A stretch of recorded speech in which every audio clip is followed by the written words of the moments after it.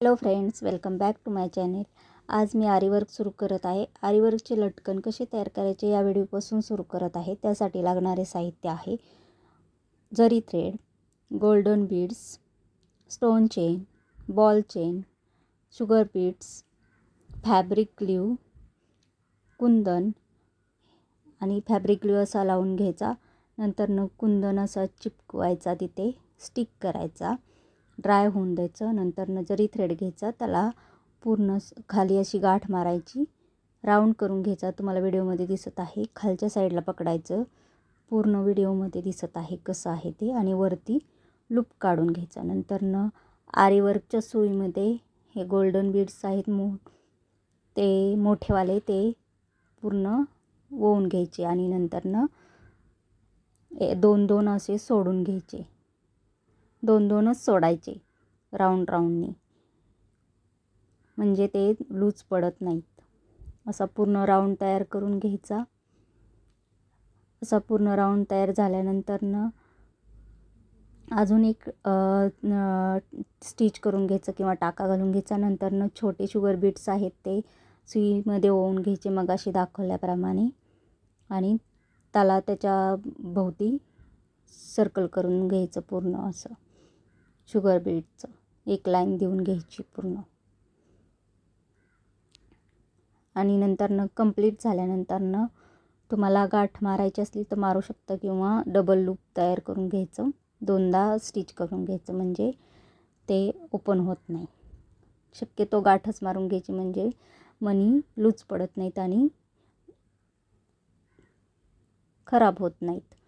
आता नंतर परत मोठ्या गोल्डन बीट्स आहेत ते आपण त्याचा राऊंड तयार करून घ्यायचा. शुगर बीट नंतर असे दोन्ही राऊंड करून घ्यायचे.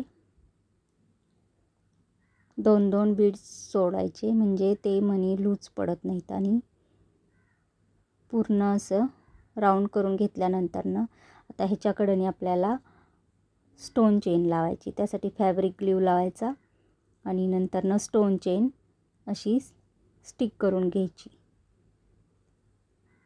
अशी पूर्ण अशी राऊंडने व्यवस्थित असं ही स्टिक करून घ्यायची. नंतर ड्राय होऊन द्यायचं.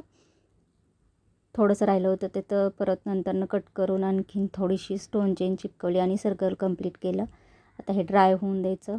नंतर परत फॅब्रिक ग्ल्यू लावायचा आणि आपल्याला आता बॉल चेन आहे ती स्टिक करून घ्यायची. अशी पूर्ण स्टिक करून घेतल्यानंतर ही सुद्धा ड्राय होऊन द्यायची. आणि नंतर आता लूप खालून काढून घ्यायचं.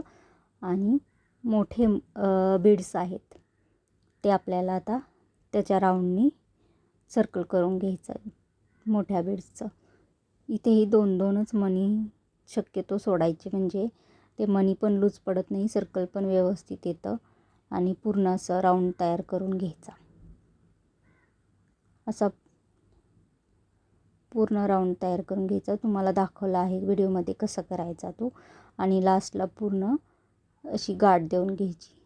तुम्ही व्हिडिओ स्लो करून पाहू शकता कशी गाठ द्यायची ती. आणि नंतर परत चेन तयार करून घ्यायची. अशी मोठे जे गोल्डन बीड्स आहेत त्याच्याकडे दोन अशा चेन तयार करून घ्यायच्या. तुम्हाला व्हिडिओमध्ये दिसत आहे कशा चेन तयार करायची तीही स्लोली तुम्ही पाहू शकता. असे पूर्ण 2 राऊंड तयार करून घ्यायचे. असं पूर्ण असं लटकन झालेलं आहे. असे 4 लटकन तयार करून घ्यायचे आणि नंतर ते असे कटिंग करून घ्यायचे.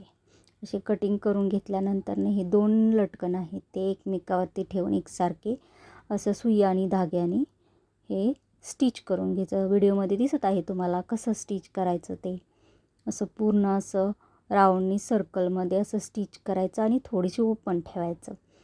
तर त्या ओपन ठेवलं त्याच्यात आपल्याला हा सिंथेटिक फॅब्रिक आहे, सिंथेटिक कॉटन आहे तो त्याच्यात घालायचा आणि आपली ती दोरी आहे ती घालायची त्याच्यामध्ये. आणि ते पूर्ण असं आतमध्ये घातल्यानंतरनं ते पूर्ण असं सुई धाग्याने स्टिच करून घ्यायचं. तुम्हाला हा व्हिडिओ कसा वाटला? लाईक, शेअर आणि सबस्क्राईब करा. हे पहा किती सुंदर असे लटकन तयार झालेले आहेत. कमेंट करून सांगा नक्कीच की कसा वाटला व्हिडिओ तुम्हाला. तो हे पहा सुंदर असे लटकन तयार झालेले आहेत. हे आपण ब्लाऊजसाठी, लेहंग्यासाठी, स्कर्टला, घागऱ्याला असं कुठेही लावू शकतो. पोटलीला कुठेही यूज करू शकतो हे. Thank you for watching.